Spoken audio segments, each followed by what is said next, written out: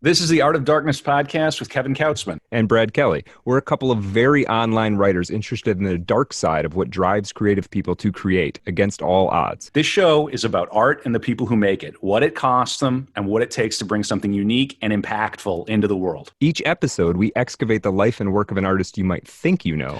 Don't worry, they're all safely dead. On every episode, we try and find out just what the hell was wrong with them and how they worked through their darkness to create something that lives on after them and continues to move culture. Find us online at artofdarkpod.com and on Twitter at artofdarkpod.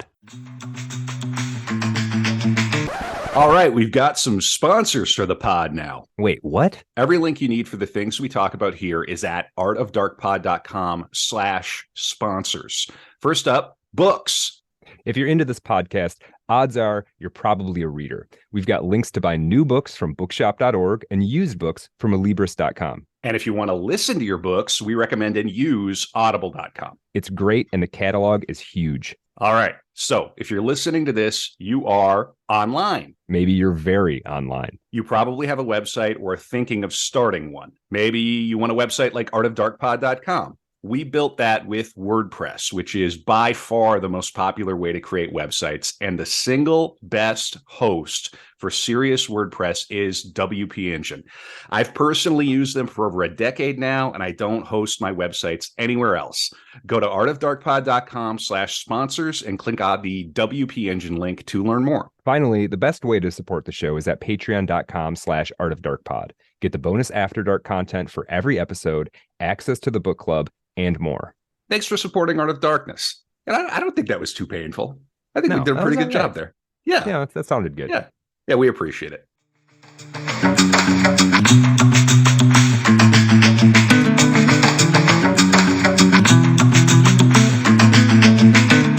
So I want to talk a little bit about where the Don Juan story came from. Okay, so let's assume that Carlos Castaneda made it all up, which seems to be the consensus. Where does he get this stuff, right? Well, wasn't Don Juan is the name of a great lover, isn't it? Don Juan. We're going to talk about that in a minute. This is that's part of this part. Yes, absolutely. Okay. But I want to talk a little bit about the Anais Nin connection first. So before Castaneda even attended UCLA, he befriended Nin. Go ahead. Now, don't stop listening to this episode, but there's another core episode about Anais Nin, and she was a freak. It's a wild story. freaky story. Yeah, so listen to the end of this, but then go listen to the Anais Nin episode again, or for the first time if you're new to the pod. Literally, when I was doing my research and I came across Nin, I was like, oh, she slept with him. Of course. I mean, naturally. Of course. So in the late 1950s, she had this salon going on in Los Angeles. She was living in Los Angeles. And Castaneda went there again. Before he even started attending UCLA, he knew and was friends with Nin. And they had an instant rapport. I mean, they're both foreigners. They're both in love with literature and the occult. They're both kind of mystical. They're both obsessed with their dreams, right? So there's a way, like at first bluff, it doesn't maybe make sense that they had such a connection. But the more you understand Castaneda, and if you listen to the Nin episode, it actually does make sense that they sort of hit it off. I'm going to read a little bit about this. Quote, Nin felt that creation and dreaming were very much the same. She said, the mood I fall into when I am truly possessed by my work is one which resembles the trances of the mystics. I shut out the outer world to concentrate on what I see and feel. There is no doubt that the act of creation is very similar to the act of dreaming. The difference is that it includes an activity which has been difficult to analyze. It is not only the power to summon an image, but the power to compose with this image. Okay. Nin believed that, quote, truth and reality are at the basis of all I write. I can always prove the incident which caused the writing, produce the character, the place. But because I insist on extracting the essence, on giving only a distilled product, it becomes a dream where all reality appears only in its symbolic form. Everything I write will have to be translated, just as when you read dreams. To do so, the reader had to use the mensonge vital, as she called it, the necessary lie. Lying, she felt, was justified because the truth was, quote, not always creative. Okay, this is the first real writer Castaneda knows, right? And this is the way that she sees things. Not only would this creative relationship be influential on Castaneda, it also may have been the thing that managed to nudge Castaneda into literary fame. I'm going to read one more little bit. Quote, when Castaneda completed the manuscript for Teachings of Don Juan, he had long been, it was Nin who provided the necessary context. Nin believed that her, quote, interest in the teachings of Don Juan is what worried UCLA into publishing it.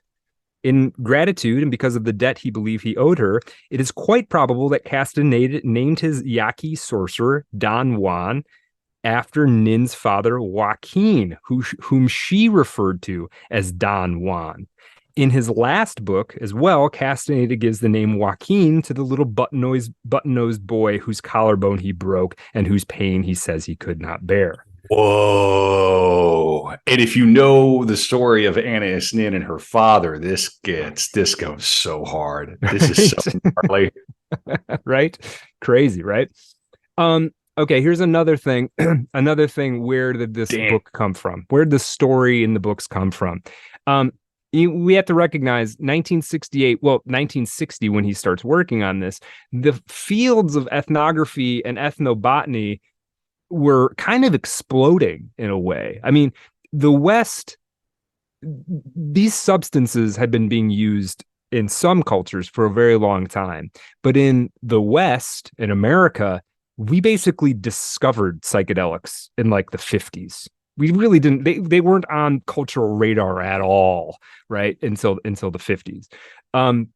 So there started to be, and if you knew where to look, there was already a lot of published information about this stuff. There were books out there, but the Life magazine article on psilocybin hadn't come out yet. But there was a whole bunch of stuff that R. Gordon Wasson had written. There was Aldous Huxley's Doors of Perception was out there, but most people hadn't really read it. And there was a whole bunch of material available to draw on, but your average person wasn't familiar with it. It's just like, you got to think like, if you were accidentally took LSD and you'd never heard about anybody taking LSD, what a crazy experience that would be. Similar to writing about it. If you've never heard of this stuff, you don't have to go that far before it sounds absolutely insane. And nowadays, reading Castaneda's depictions of drug experiences based on our much more psychedelically infused culture, they don't seem that crazy anymore. But at the time, it was like, this is basically surrealism. Like, it's, bonkers what Castaneda experienced, right? I mentioned some of the books that he drew on: Doors of Perception, The Sacred Mushroom by Andrea Puharich, Weston LaBarre's Peyote Cult, bunch of others. There's also which is really interesting, where he got all this. Don Juan was referred to as the Nahual, the one who knows, or a man of knowledge. And it seems that Castaneda probably pulled a lot of the sort of sorcery practices and ideas about the various hierarchies within the Nahual culture from this essay that's actually reprinted in this book. A 1894 essay by a man named Daniel Brinton on Nahualism in Native American folklore and history. So kind of interesting stuff. Not only that, but basically, here is the thing. So Castaneda is supposedly spending all this time out in the desert with Don Juan, learning Yaqui sorcery. But what's tricky about that is he seems to be in the UCLA library an awful lot for a man who's also supposedly out in the desert learning to be a sorcerer, right? It's like, why are you spending 8 hours a day at the library if you're like, right? And the UCLA library happens to be one of the very best places in the world to reference ethnobotanical and ethnographic material. So I was smoking mushrooms in the UCLA library bathroom. Right. Yeah. When I turned into a crow. Now, yes. Yeah. That's my story. I'm sticking to it. It was a very awkward time. If you've ever had the runs as a crow, you know what I'm talking about. You know what I'm talking about. You in the front row, you know what I'm talking about. Now, I'm going to read you. Start gnawing back and forth. Did this guy go on a speaking tour? Did he speak to people? Okay, a little bit, but we're going to his public persona, fascinating once he hits it big, but we're going to get there. This totally was the guy, by the way, for our contemporaries, for the people, millennials, etc. For the audience, this is the guy who would have gone on Oprah, and Oprah would have fawned all over him. And then later it would have been discovered that he was full of it. Right. But it really wouldn't have mattered, like in the long run. The damage was done. The books are still out in circulation. And he's still out there hustling. Right. That's this guy. Right. Right. Yeah. Oh, yeah. We're going to talk about how it all comes crashing down, but then somehow doesn't come crashing down at the same time. We're going to tell that story. Yeah. The other American dream is exactly this is what it is. By the way, this is the playbook, people. Yeah. If you're looking for an exit, if you want to do my fourth favorite thing and quit your day job. Yeah. This is it. Take notes. Yeah. Yeah. So interestingly, it's not that he's just it's one thing like, okay, let's say Castaneda was really studying with some Yaqui sorcerer, but he was also, he was maybe using the UCLA library for, I got to check into that. What's the history of, using peyote, whatever, right? There is a way you could see that he might need to be in the library. But here's the thing. He basically stole and rephrased all kinds of material that can be traced back to other books. And in fact, in this book, Don Juan Papers, this is the second volume of Castaneda debunking by Cecil B. DeMille's son, Richard DeMille. This is called Don Juan Papers. I think this came out in 1980, I want to say. And it's just a series of essays on different aspects of the Castaneda phenomenon. But one thing he does in here, Richard DeMille, he went and he tried to find as many touch points between what Castaneda writes in his books and materials that Castaneda would have had access to. And there's, 60 pages of these things of just like, here's what Castaneda said. Here's where he got it from. This is something that Don Juan said in the books. Here's where he got it from. And I'm just going to give you a couple of these so you get a sense of what that's like. Yeah. Weaponized autism. Yeah. That rocks. Yeah. And so this in the back, there's this thing called the alloglossary, and it's literally an alphabetized list of subjects and sort of references and where it came from and what Castaneda said. So here is a bit on the subject of coyote. This is from a book by a man named Underhill, written in 1936. And there are records that Castaneda checked this book out of the library or referenced it in the library. Quote, "My husband was a coyote meter. He saw a dead coyote on the sand. That coyote rose up and said, 'Do you want to see something?' Yes. My husband died right there and the coyote carried him away. Next morning, my husband awoke and found himself lying by that dead coyote. The coyotes had killed him and taught him while he was dead." Okay, that's from this Underhill guy. From Journey to Itzlan, which is Castaneda's third book. Quote, "He kills the man on the spot, and while he is dead, he teaches him. The coyote said, 'Que bueno,' and then I realized that it was a bilingual coyote. When I again became aware of myself, I was lying on the rocks." Okay, here's another thing on the subject of crack. Just a crack, right? The crack between the world is a big thing in the Castaneda universe. Quote, and this is from a book by Mircea Eliade. So somebody was on crack. Yeah. Yeah. This is from Mircea Eliade. Quote, "Candidate shamans must go up to the sky through a passage that opens but for an instant." This is from Castaneda. This would be from Teachings of Don Juan. Quote, "It opens and closes like a door in the wind. It is a plane above the ground." Here's something from Gordon Wasson's writings, also about the crack. "After vomiting twice, Wasson saw dark gates reaching upward, beyond which were about to part, and we were beyond sight, which were about to part, and we were to find ourselves in the presence of the ultimate. The gates were to part and admit us into the presence of the ineffable, whence we might not have returned, for we had sensed that a willing extinction in the divine radiance had been awaiting us." Now here is Castaneda in, I believe this would have been The Second Ring of Power, one of his later books. Quote, That moment is announced by prolonged shaking of limbs and violent vomiting. The crack between the worlds appears right in front of his eyes like a monumental door, a crack that goes up and down. When the crack opens, the man has to slide through it. He has to intend and will his return, or the mushroom will not let him come back. You must decide whether or not to return. Okay. So there's these correspondences. Here's another one on drugs. This is also from Mircea Eliade's book Shamanism. Quote, narcotics are only a vulgar substitute for pure trance to provide an imitation of a state that the shaman is no longer capable of attaining otherwise. Now, here's from Carlos Castaneda's book Tales of Power, which I think is his 5th book. This is the book where Castaneda stops doing drugs and basically says, you know what? The drugs only take you so far in this sorceric power. There's other levels to it that don't involve drugs. Quote, I realized that the meaningful transformations and findings of sorcerers were always done in states of sober consciousness, right? So we're getting these, he's pulling all, and this goes on for page after page. I just pulled a few almost at random. Castaneda is everything that Don Juan's saying. Castaneda is finding someplace else, right? He's picking it up here and he's picking it up there and he's conglomerating it together. And in a way, it's sort of a masterful thing.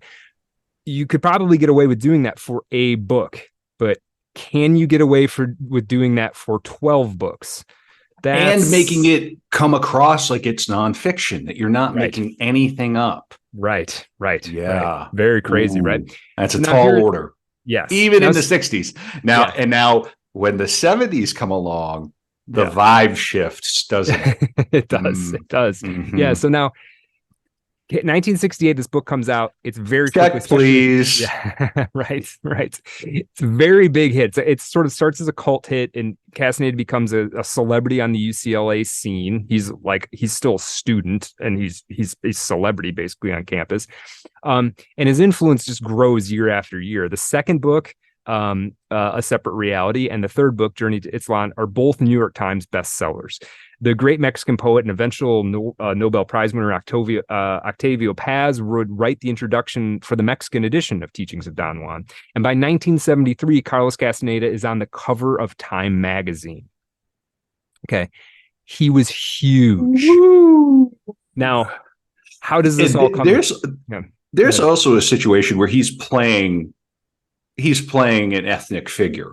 He's playing a part here to satisfy like a need in the American culture in that moment for authenticity and for you can see the appeal of, like, you're in UCLA and the Sonoran Desert, which relatively speaking is not that far away, right? You can see this notion of, like, you know, with all this stuff going on in the modern world, you know, all this bullshit, you could walk out into the desert and find the truth. You know, there's a certain appeal to, like, I find that appealing personally. It's biblical. You know what I mean? Right. Yeah, exactly. And so I think that was part of it too, is like the truth is like right out there and this guy found it, you know. I think that's part of the draw. But it eventually, the reputation starts to come apart. And then you might find this interesting. The first person to publicly, in a public published forum, question the veracity of this whole book, this whole Don Juan enterprise, this whole Castaneda enterprise, you'll never guess who it was. Joyce Carol Oates. What? 1972, before the Time magazine piece. JCO, come on the pod. Talk about this. I've tweeted at her multiple times to try and get her to come on. This is an open invitation. Open invitation to JCO. We would have a great time. She's great. We're housebroken. Yeah, we know how we can behave. Nice. Yeah. She asked in the Los Angeles Times, is it possible that these books are nonfiction? Quote, I realize that everyone accepts them as anthropological studies, but they seem to me remarkable works of art on the Hesse-like theme of a young man's initiation into another way of reality. They are beautifully constructed. The dialogue is faultless. The character of Don Juan is unforgettable. There is a novelistic momentum. And then other novelists such as William Kennedy and Theodore Sturgeon. Very clever of her, because she's praising it, but undercutting it in a very extreme way if it's being presented as anthropological nonfiction. Right. Hesse is coming up soon, by the way. Yes, I've got I'm doing Dante. I'm doing Beckett. I'm doing Hesse. Bangers, all three. Yeah. Yes. I do love the fact that the novelists were the first people to poke a hole in it publicly, because they read it and they're like, this is a novel. I know. They're like, I know what a novel is. This is a novel. Right? It's like you take a carpenter and you're like, this is a table. And the carpenter's like, that's not what a table is. It's so funny. You take it to like an anthropology person. They're like, wonderful anthropology. And they haven't read a novel in decades. So they're tremendous. Yeah. Joyce Carol Oates is like, the scenes, the scenes work like a novel. There's no, life doesn't work this way. We work tirelessly to craft scenes that operate like this. Right. Yeah, exactly. Great point. R. Gordon Wasson. Now, for people who don't know, I don't want to go too deep on R. Gordon Wasson. R. Gordon Wasson is the American banker who, weirdly enough, went down to Mexico and basically discovered a psilocybin mushroom. I guess you might call it a cult. He discovered ritual use of psilocybin mushrooms in Mexico. Hallucinogenic mushrooms, believe it or not, were not known to American culture at all before the middle of the 1950s. In Mexico, they had been using them for, I don't know, some amount of time. It's not exactly clear. But R. Gordon Wasson read this stuff and was like, huh. He read Teachings of Don Juan and was like, I'm not so sure. Let me see what I can find out about this. Now, one of the things that was interesting is that Castaneda claimed that the mushrooms that Don Juan gave him were harvested from the same region that R. Gordon Wasson found his mushrooms. This is Oaxaca, Mexico. And so, but the way that they're being used in Teachings of Don Juan is not how they were being used in Oaxaca. And R. Gordon Wasson, there's suspicions about how he was funded by the CIA, and he certainly was, whether he knew he was or not. Whatever the case. I was waiting for that to come up. That was inevitable in this episode. Yes. That's got to be a bingo card moment. Oh, for sure. Now, Realtor agency. Right. Whatever we think about R. Gordon Wasson's intentions or whatever, one thing that definitely happened is he went to Mexico and he found Mexicans eating mushrooms, and nobody knew this was going on. That definitely happened. And so Castaneda clearly just read that document and was like, oh, well, my mushrooms are from Oaxaca too. Yeah, why not? That's good, because they do exist down there. So if I say mine are from there, who's going to question it? Well, how much fun he must have had too. He must have had, Castaneda must have had so much fun. Yeah, he was world building. Yes, absolutely. Yeah. And there's a lot of extra zhuzh when you pretend it's real. I love it. Right. I love it. He could have just said this is a novel.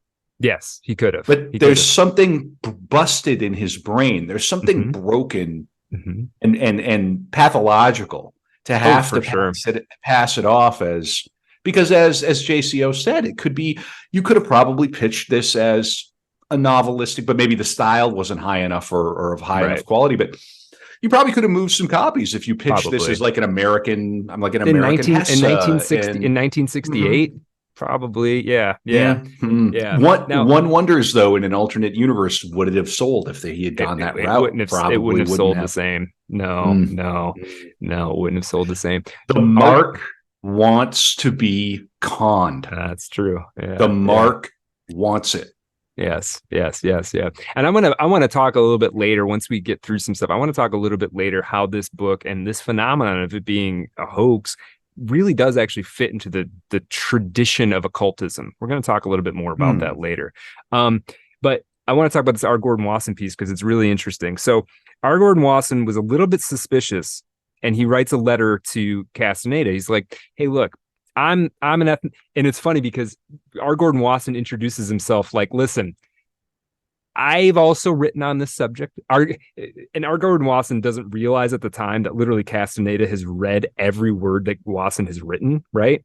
And Castaneda pretends also in their correspondence like he didn't know who he was before this, which is humorous. But Wasson has some specific questions. He says, so you smoked the mushrooms? Because Wasson knows that you don't smoke mushrooms. That's not how it works. You can't, they don't powderize like that. They just don't. And so even if you dehydrate them completely, they kind of shred. They don't. This isn't how it works.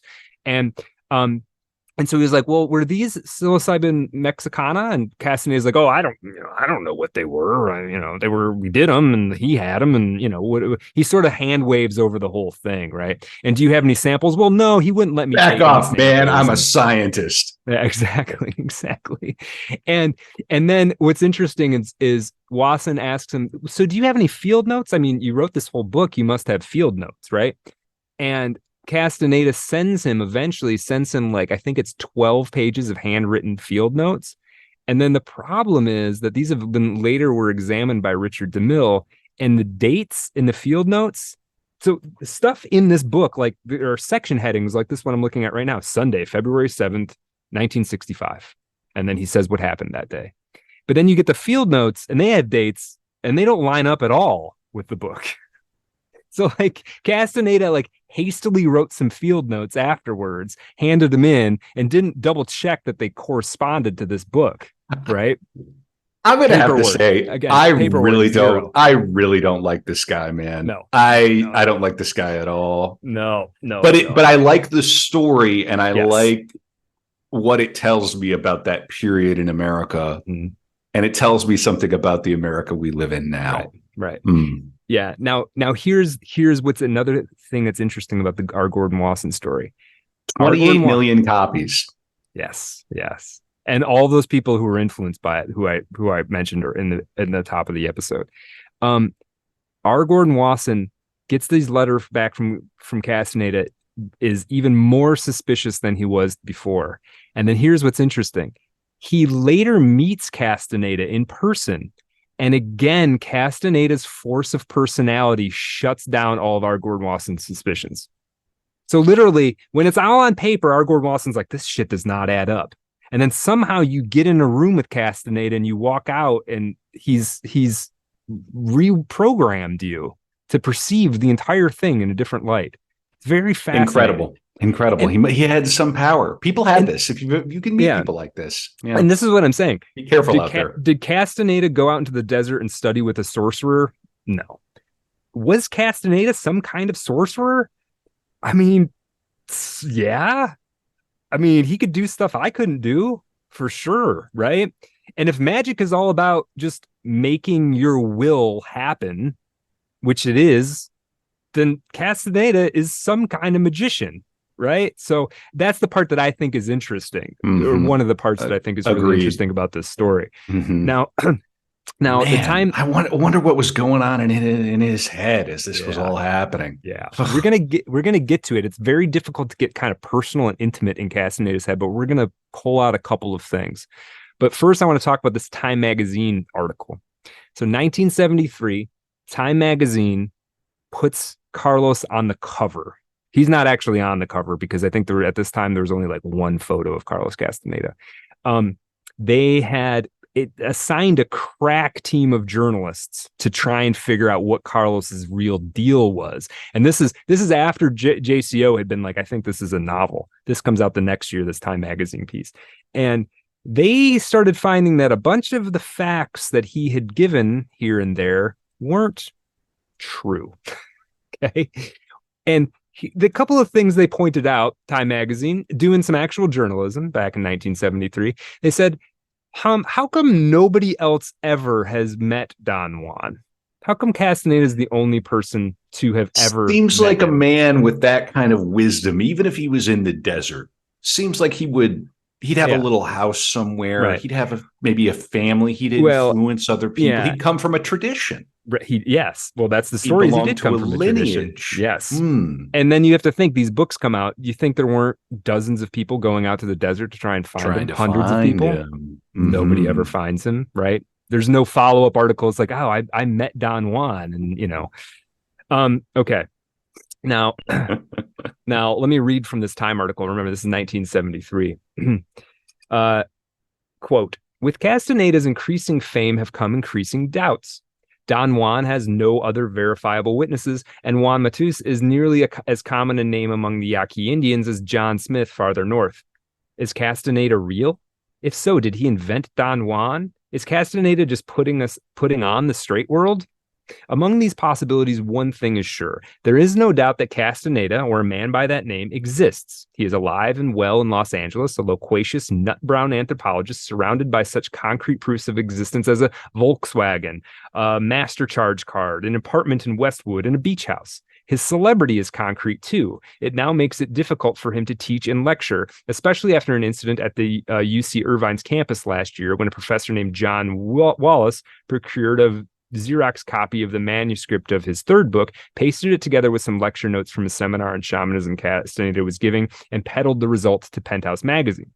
This so infuriated Castaneda that he is reluctant to accept any major lecture engagements in the future. At present, he lives, quote, as inaccessibly as possible in Los Angeles, refreshing his batteries from time to time at what he and Don Juan refer to as a power spot atop a mountain north of nearby Malibu, a ring of boulders overlooking the Pacific. So far, he has fended off the barrage get out of here. It's great. Get out of here. Okay, going on. Anyone who tries to probe into Castaneda's life finds himself in a maze of contradictions. But to Castaneda's admirers, that scarcely matters. Look at it this way, says one. Either Carlos is telling the documentary truth about himself and Don Juan, in which case he is a great anthropologist, or else it is an imaginative truth and he is a great novelist. Heads or tails, Carlos wins. Okay, continuing on a little bit. I do. That is not how reality works. That is not how any of this works. That leads to untold horrors in actual reality. Mm-hmm. That's where I draw the line. That's not okay. It's not cool, man. I'm firmly on team. You can't frame a novel as anthropological truth. Mm-hmm, mm-hmm. I am on that team. Copy whatever that. Team that is, that's what I'm on. Copy that. Let me read this last paragraph of the Time You see, are you not on team reality, Brad? Are you? I am. I am so pleased. There's a sense in which I am so pleased by the phenomena of this. Like I find it humorous and ironic, and that I'm glad it happened. But I am not saying it doesn't matter, but I am also, as a narrative, fascinated that it happened. So, yeah, I'm glad. There's a way in which I'm glad he did this. I co-sign as a trickster enjoyer. Yeah. Yes. I co-sign, but also, and we're not going to go down a 30-minute rant here. Yeah. This is also why we can't have nice things. Right. Yeah.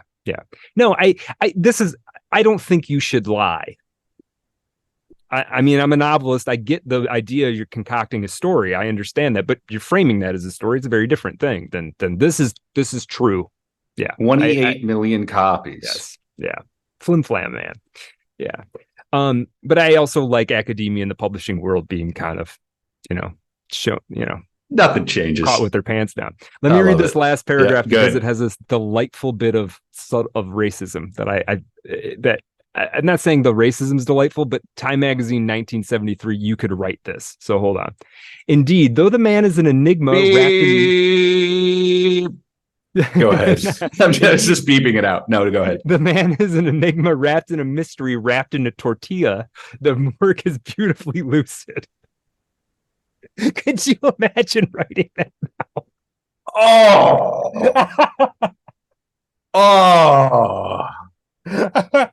Time Magazine. Castaneda's story unfolds. Read it again. Is it? Wait, do they double down? They keep going. No, that's pretty much it. Indeed, though the man is an enigma wrapped in mystery, wrapped in a tortilla, the work is beautifully lucid. Castaneda's story unfolds with a narrative power unmatched in other anthropological studies. Its terrain, studded with organ pipe cacti from the glittering lava massifs of the Mexican desert to the ramshackle interior of Don Juan's shack, becomes perfectly real. In detail, it is as thoroughly articulated a world as, say, Faulkner's Yacnapotawatha County. I'm going to say, as a Faulkner respecter, it is absolutely not as thoroughly articulated as I'm just gonna put that out there. Yeah, for real. Anyway, continues on in that vein. This guy never wrote a sentence that could stand up against Faulkner. Not against Faulkner. I mean, come on. No, but sure. Anyway, now there's in 1973, some cracks are occurring in the facade, right? And not the good kind of cracks. No, not the crack into the other world. The crack like your entire $1 million industry might fall apart. It's so scummy. This country's so busted up that like the not just this country, but this modernity, call it what you want. The way things are is so busted up that you can do this. You still, that money keeps, the money you made, they're never getting that back. No. You could be, you just said that'll just compound interest. You'll still have your beach house. Right. You'll still have. Right. Yeah. Oh, I'm living in ignominy. Yeah. My beach house. Yeah. I'll just go. What's the worst thing that's going to happen? He just goes and writes under a pseudonym, or just cashes his checks, and he's fine. Yeah. That's not even what happened. It keeps going. So wow. 1976. So that article came out in 1973. 1976. The first book, not this book I held, but the first edition, the first of the series, which this is the second book. Richard DeMille releases the book called Castaneda's Journey, The Power and the Allegory, detailing voluminous research and not a small amount of speculation that the whole Castaneda ordeal, including Don Juan, is entirely fictional. In 1980, DeMille would follow up with this Don Juan Papers book, which I'm going to read a little bit of right now. Okay. So yeah, these books come out, they're available, they're publicly available. Quote, if the trendy Castaneda could write at least 5 bestsellers in a row, why did he bother with the anthropology hoax? An obvious economic reason is that the competition was too steep in the fiction market. Defective style, weak dramatic structure, poverty of detail, cardboard characters that do not develop but are suitable for allegory, stereotyped emotions, and absence of ordinary human relationships makes his books unsaleable except as fact. Readers love a true adventure even if badly told. A more important psychological reason is that anyone who would keep up such a difficult and complicated pretense for 8 years before getting any material reward is a person who habitually refuses to follow the rules of society and insists on winning the game of life by playing tricks. As with Castaneda, this lifelong pattern often includes personal charm, high intelligence, and some genuine accomplishments along with the con job. Okay, a little bit later. So this is where he starts getting, let me just read this because this is a summary of DeMille's sort of arguments about why it's all BS. Yeah. That was a great insight that I'm right on board with DeMille. Mm-hmm. DeMille is giving him a close-up. He is. He definitely is. He spent a lot of time putting all this together. Yeah, that's called irony. Yes. Continuing on, professors do get conned, admitted Clement Meehan, a member of Castaneda's doctoral committee. Quote, but someone's going to have to prove this. The proof comes in 3 forms. First, the so-called field reports contradict each other. Carlos meets a certain witch named La Catalina for the first time in 1962 and again for the first time in 1965. Though he learns a lot about, quote, seeing in 1962, unaccountably, he has never heard of it in 1968. The Teachings of Don Juan tells a Gothic tale full of fear and wonder, barren of joy and amusement. Throughout its 5 narrative years, from 1960 to 1965, Don Juan is a hard master, a brooding presence who seldom cracks a joke. When, in narrative 1968, Carlos takes up the second part of his apprenticeship, recounted in his second book, A Separate Reality, he finds the, quote, total mood of Don Juan's teachings more relaxed. He laughed and made me laugh a great deal. There seemed to be a deliberate intent on his part to minimize seriousness in general. He clowned during the truly crucial moments of the second cycle. Now, the text bears out this description, and when we get to the third book, Journey to Itzlan, Don Juan is a regular cut-up, a walking koan, a Zen buffoon, notwithstanding the incongruous fact that Itzlan is set back in the early period of the cheerless teachings.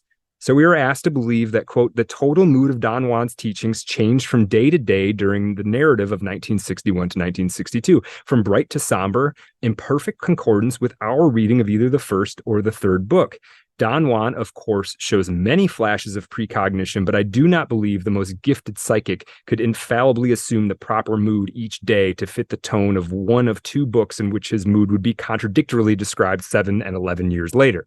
Now, Going on. A second kind of proof arises from absence of convincing detail and presence of implausible detail.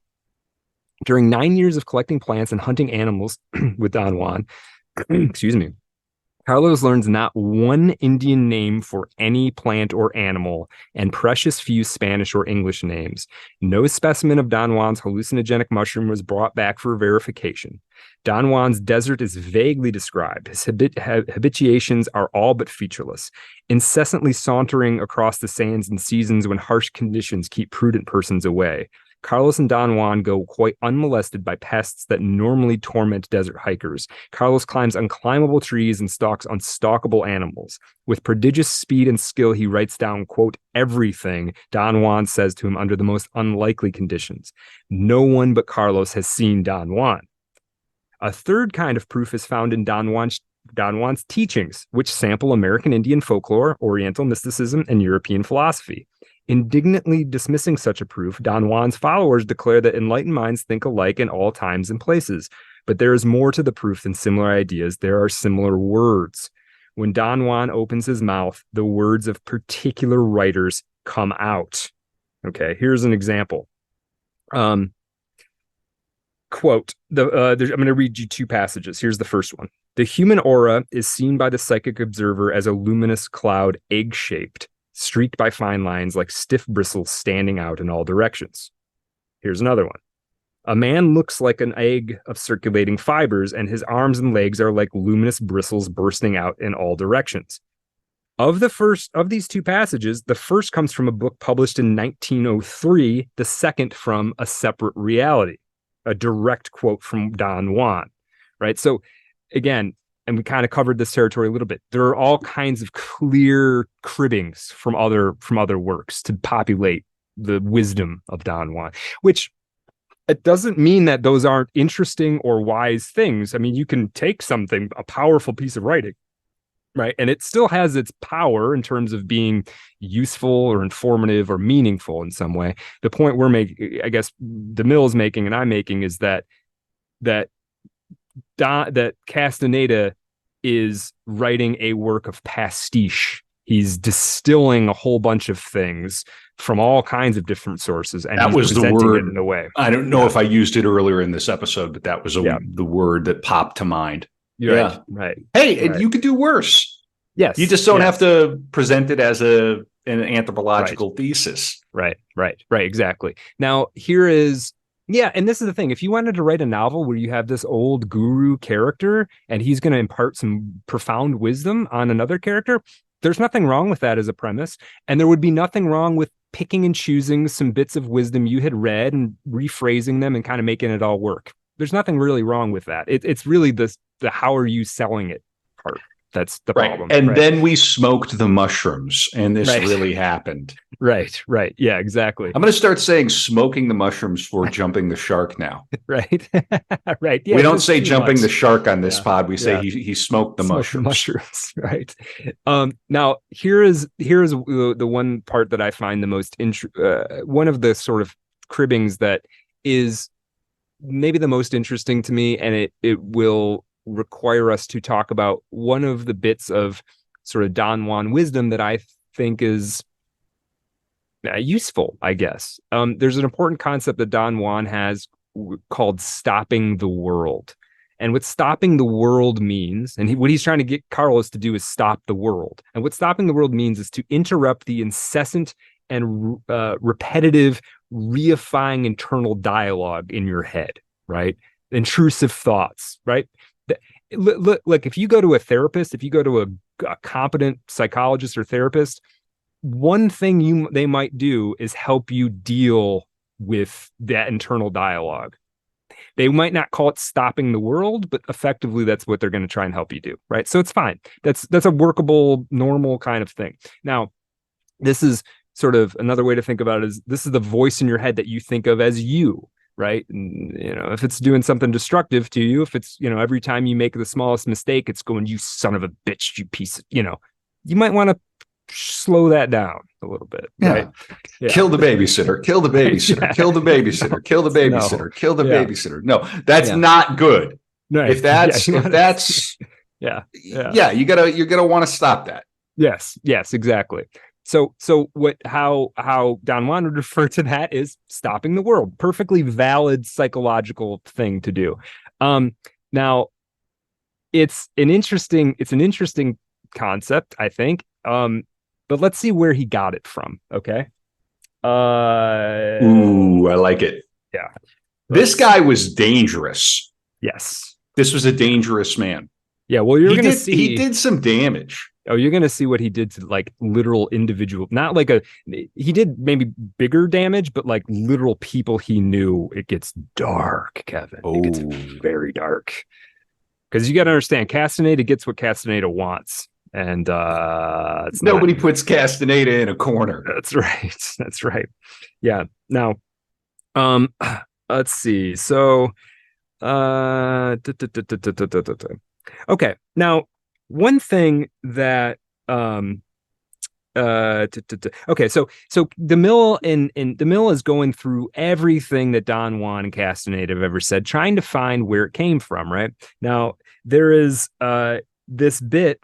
Now, R. Gordon Wasson, the guy who basically brought mushrooms to the Western world, he had spent a lot of time with this woman, Maria Sabina, and psychedelic people will know this name. She was holding these psychedelic mushroom rituals down in Oaxaca.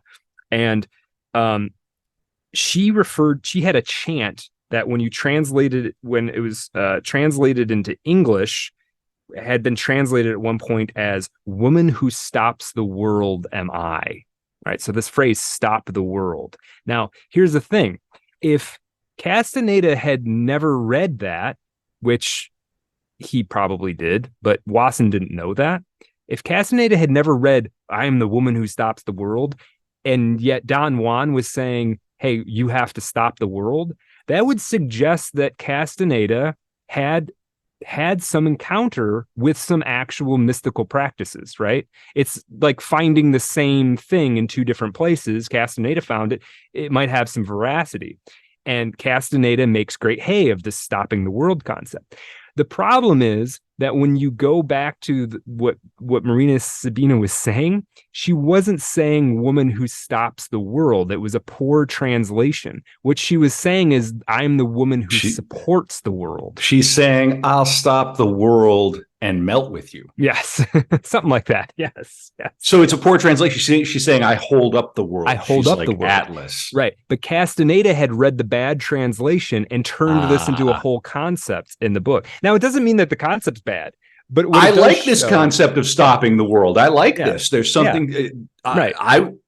You need to do this periodically. I think it is one of the great things about a float tank, for example, is a quick boom. You're just going to cut out of the main. Okay. All right. Yeah. But it's again, he's trying to turn it into something useful. I think Castaneda maybe did think he was going to be helping people. And a lot of people we got to give some credit where it's due. There are a lot of people, there's going to be people who listen to this episode who are going to say, reading Castaneda helped me tremendously.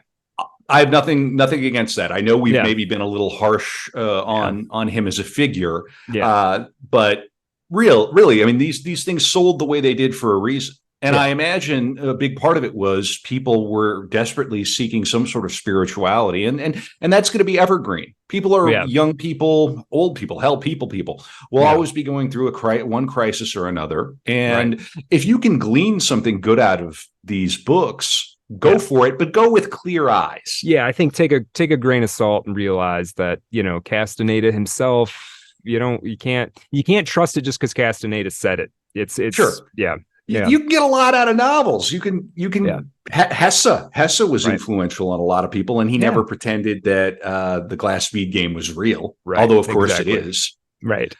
You see, we're playing it right now. We're playing it right now. Yes. Yeah. Now here's where Castaneda's life to me gets even more interesting. Time magazine piece comes out in 1973. Carlos effectively disappears from the public eye. It's like it's like the heat, it's like if you're a criminal and the heat's on, you get out of town, man. You got to let things cool down, let things simmer down a little bit. You don't want a follow-up interview. You want reporters contacting you. You got to kind of lay low. Now, he does that in 1973. And then in 1976, when Richard DeMille's book comes out, Castaneda disappears completely.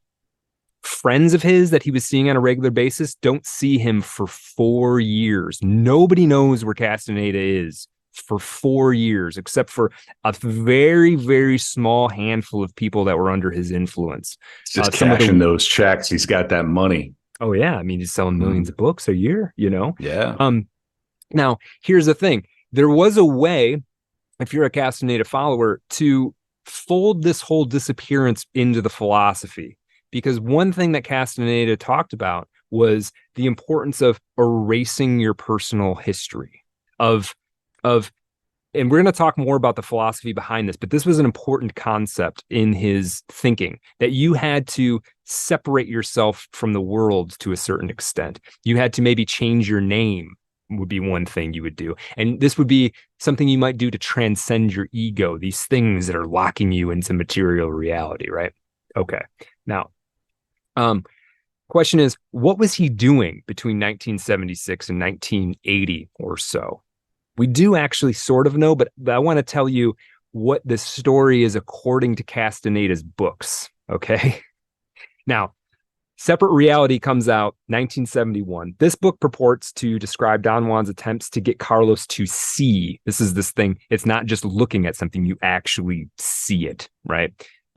He writes it in italics, see. To see people as they truly are, for instance, to see one's path through life and the way that in which it is a folly, to understand that the other reality is not only there, but it's witnessable and you can participate in it. We also meet another sorcerer in A Separate Reality named Don Gennaro Flores, who also becomes instrumental in Castaneda's apprenticeship. A few years later, we get Journey to Ixtlan. Here is the book in which Castaneda learns to actually, quote, stop the world. He learns the sorcerer seeks to return to a metaphorical home as a changed human being, that a sorcerer does not relate to normal people. Here he also is where the book that he learns that peyote and other psychotropic plants are not as important to the life of a sorcerer as he thought. It's you get the message, hang up the phone sort of situation. They were tools, effectively, drugs, and Castaneda's world are tools to overcoming the enemies of fear and clarity.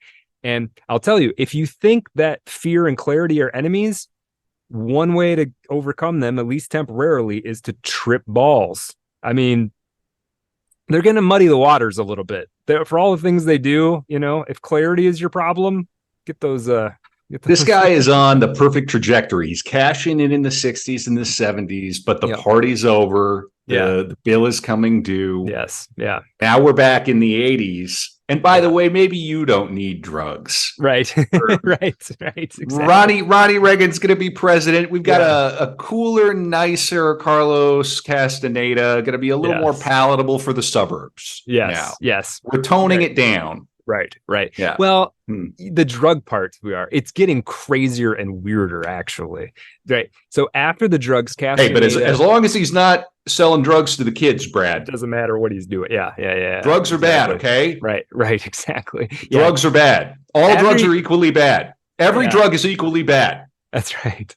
That's right. Every drug is equally bad, except for the ones that the lab coats give you. Yeah. And coffee and cigarettes are good. Right. Cigarettes are good for now. They'll be good until the 90s. Yes. But then we're going to take those away and then give you a phone that's suspiciously roughly the size of a cigarette, pack of cigarettes. Even more addictive, actually. And you're going to focus on that. Right. And that's going to be better for you. Yes. That's good. Now, coffee, cigarettes are good, but all other drugs, alcohol is really good. Yeah, alcohol is everywhere. That's the best one for you. Everybody knows that alcoholics are very creative, safe people, and they're not violent, and it doesn't lead to any sort of social fallout. No problems, but no drugs, perceivable downside. Other drugs are super bad. Right. So I'm just really happy he got the drugs out of the flim flam. Honestly, by the time we get to the end of the Castaneda story, we're going to wish that he had just gone out into the desert and done mushrooms for the next 30 years, right? We're going to wish that's what had happened. Okay, good. Now, after the drugs thing and this journey to Ixtlan, he learns to be a hunter, to be a warrior. And this is where this notion of being an impeccable warrior comes into play. Here's a quote. A warrior is an impeccable hunter that hunts power. If he succeeds in his hunting, he becomes a man of knowledge. One thing I read about Journey to Itzlan, which is funny, it's the third book, right? Comes out well into the 70s, and the character Carlos in it is still like this weird, naive skeptic. Like anytime Don Juan introduces a concept, he's like, "What do you mean? That doesn't seem like." He remains this like wall-eyed fish out of water kind of character throughout. Like Don Juan will introduce something like, you know what you need to do, Carlos, is you need to learn how to really see. And Carlos is like, I don't understand what you mean. And meanwhile, it's like page 700 of this insane psychedelic thing. Like, you know what I mean? I don't know if that makes sense. It's like you're on this crazy trip, right? Where you're doing all these drugs and you became a crow and something, and somebody says to you, you need to learn how to really see. That's not that hard to understand what the guy means. You know what I mean? Like, right. You're not having real insight. You're only seeing the surface. It means sort of everything and nothing. It's a cliche. Sure. Right. Yeah. But I just like Carlos is constantly posing himself as this like, well, what? Because it's a character, it's a novel, right? And he's got to stand in for the reader, which again, as a novelistic practice, makes perfect sense. But okay. Goofy. Now, by the time you get to Journey to Itzlan, Castaneda is pulling all this together into something resembling a comprehensive system of sort of psychological philosophy, I would say. And we have to remember other things that are going on at the same time. We also have the human potential movement is happening, and Castaneda, had earlier in the 60s, he had given talks at the Esalen Institute. So he's adjacent to that whole Big Sur scene of the human potential movement. And I'm not going to go into that too much, but for people who don't know Esalen or human potential movement, it's a very interesting Wikipedia scroll. I highly recommend looking into it. Fascinating. We're not going to spend too much time because Carlos was sort of adjacent to it. He wasn't really in it. But I can't stress enough how that stuff has infested HR. Yes. Yeah. That stuff, when people on the Bird website on this part of Twitter, whatever, or in just generally grouse about HR, those people at the higher levels are really into this stuff. That's not universally, but culturally. It's there. Yeah, it's 100% there. Yeah, well, this stuff gets embedded into things, and you don't talk about where it came from anymore. It just sort of is like an assumption, right? It's a preconception. You could draw a direct line from this stuff to Nexium. Oh yeah, 100%. Yeah, 100%. Yeah. So let me kind of lay out a little bit of this psychological philosophical system. Okay, remember, stopping the world is an important aspect. It's not the same as becoming a man of knowledge, but becoming a man of knowledge is almost like you don't have to become the Buddha. Like, let's just get you somewhat enlightened. You know what I mean? Stopping the world is like a big step, but maybe not the final step, depending on how far you want to go. But how do you get there? How do you really stop the world? Well, according to Don Juan and Castaneda, there's a whole bunch of things that you need to learn. And these are, I would say, these are good things to learn. One is discipline, forbearance, understanding the importance of timing, mastering your will, and overcoming the tendency to become a petty tyrant. So overcoming the intoxication with power that can come with increasing competence, right? By doing this is how you get rid of your sense of personal importance, right? This is how you're starting to transcend your ego a little bit, which fine. Okay. Another aspect of this is taking responsibility for what you do. This is very important in Castaneda world.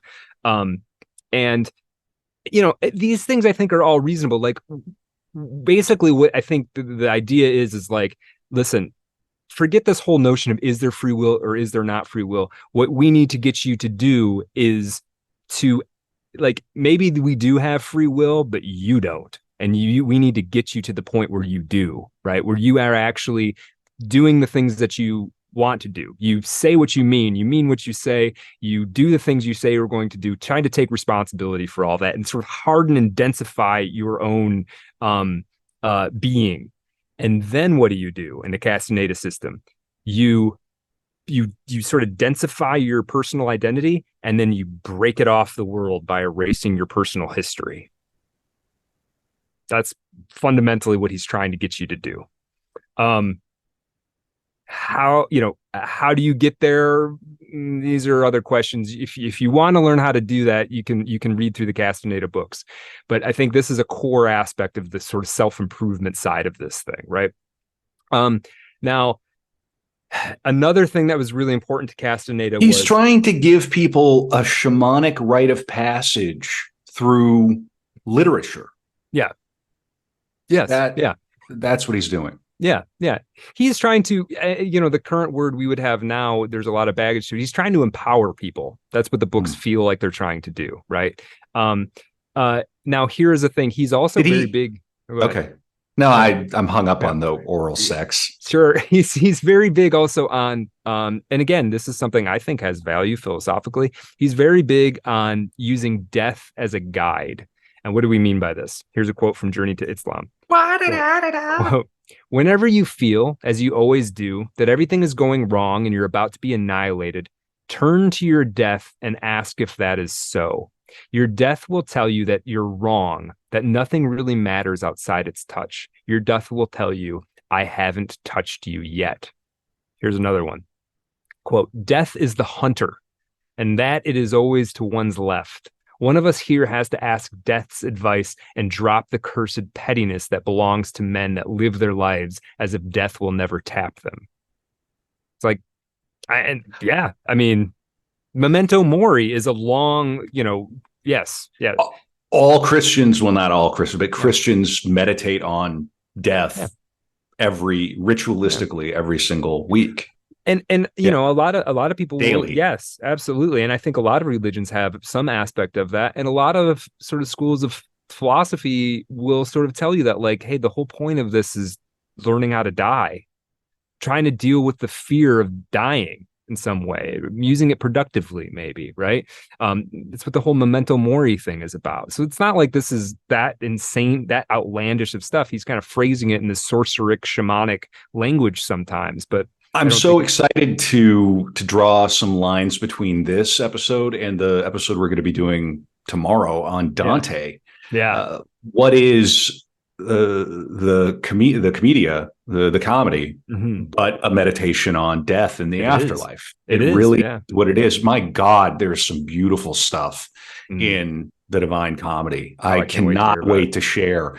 I've been completely Dante pilled. Nice. It gives me chills. I almost want to ask for more time to prep the episode because I want to live in it a little longer. Yeah. But we're going to barrel through. Right on. But there's nothing that this guy is doing, this Castaneda guy is doing, that Dante didn't do 7 centuries earlier. Sure. Dante, I finally understand what everybody talks about when they talk about Dante. The way that you Milton pilled people, I'm getting ready to Dante pill people. I can't wait. It's incredible. It's just totally incredible. Well, in any case, that'll be soon. On Art of Darkness, a podcast about the dark side of creativity. How are we doing, Brad? How are you feeling? You're doing a good job. Thanks, man. We're going to be coming up on hour 4 here soon. Yeah. I feel like we're getting there. We're getting there. I don't know if I like this guy, but that doesn't matter. Yes. I'm very curious how he survives these accusations of. At this, it seems like by the 80s, everybody's kind of knows it's like professional wrestling a little bit. No, they still kind of believe half and half. You'll see. Okay. Yeah. All right. Yeah. Now, cool. 1973. So 1974, he comes out with a book, The Tales of Power. And in this book, Don Juan dies. Okay. So I think this is interesting because what is one way? Okay. Time magazine says, hey, nobody's ever met Don Juan. And Carlos says, yeah, that's because he's dead. You just kill off your character when he becomes a problem. Now, according to Castaneda, Don Juan left the world in, quote, full awareness, and doesn't so much die as he does pass into something called the second attention. Basically, there is another world. You can pass into it if you die in the right way, having accumulated the right degree of power. And this is probably a good time to note that Castaneda, in conversations with friends of his that were he had this one friend, this guy Larry Watson, who I mentioned earlier, who was another academic at UCLA, and then of course went on to have his own career. He said that Castaneda was obsessed with his own death.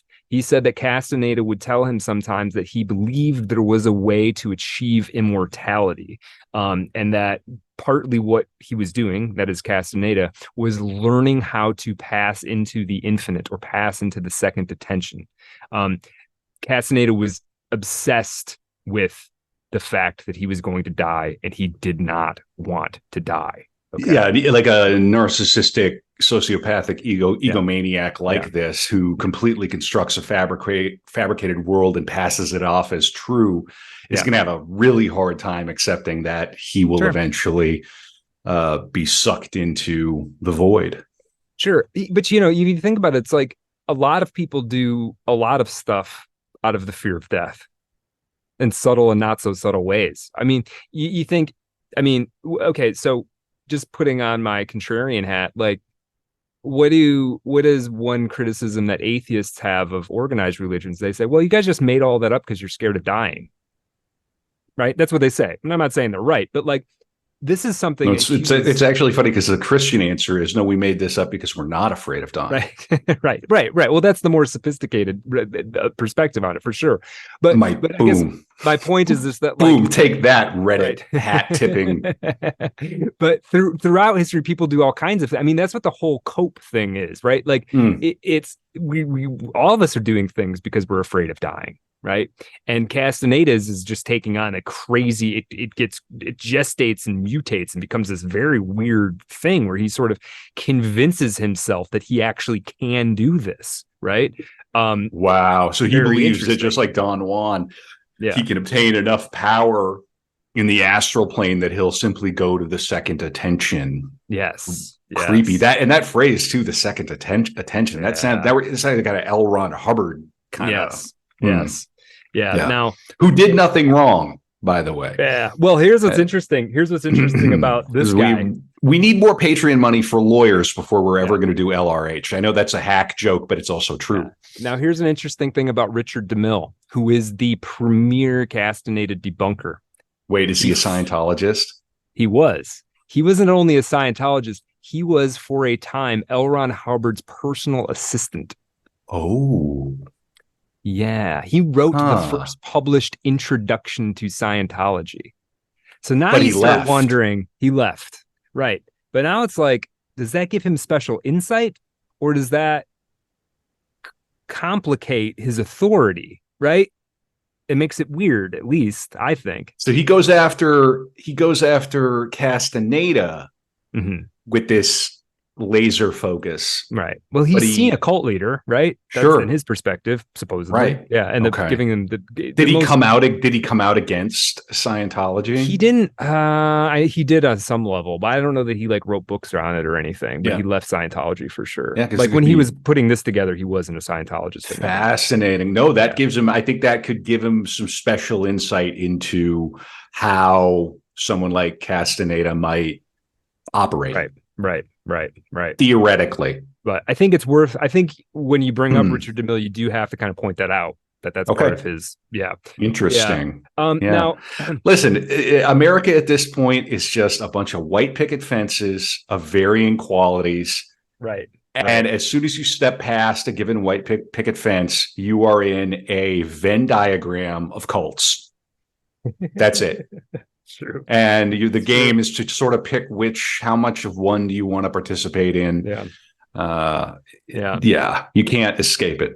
Now, let me give you again, we're trying to partially telling the story of Castaneda's life when he was disappeared from the public eye, as told through his books, right? In the book Tales of Power, there is a big event called the Jumping into the Abyss event. I'm going to just read a little bit of it. Quote, this is like the very end of Tales of Power. Quote, Don Juan and Don Gennaro, the other sorcerer, stepped back and seemed to merge with the darkness. Pablito, another apprentice sorcerer, held my forearm and we said goodbye to each other. Then a strange urge, a force, made me run with him to the northern edge of the mesa.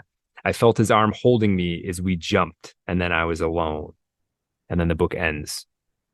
The book ends with Castaneda jumping off of a mesa into the void, right? Now, the next book that comes out, The Second Ring of Power in 1977, this is where Castaneda, now Don Juan is dead, this is where Castaneda officially becomes a sorcerer, and he meets his other apprentice sorcerers who are now sorcerers. So the world is getting more complicated. And remember too, the sorceric world is now been populated with all these other figures. We not only have the protectors like Mescalito, the peyote spirit, and allies like the smoke, we have things called flyers and scouts and guardians, all these things that occupy the separate reality in which Don Juan and has passed into, in which Castaneda is purportedly interacting with, right? Okay. Let's see. So, but he's got lore. On? He's got lore, deep lore. Yeah. He's created. Now that's the story according to the books. What was really going on? Maybe that stuff was going on too, but here's some stuff that was definitely going on. In the late 70s, while the money was stacking up, Castaneda is building his own school on Pandora Avenue in Westwood Village, Los Angeles. He's using his tremendous influence to bring more and more women, mostly, into his circle. He had a couple women that were sort of stuck with him. This woman, Marianne Simcoe, whose name was also, they all changed their names like 3 times, so it's hard to keep them straight.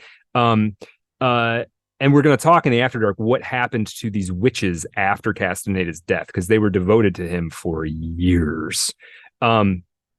He had in the late 70s, he's building out this cult, his inner circle called the Witches, the slightly outer circle of women called the Chakmuls.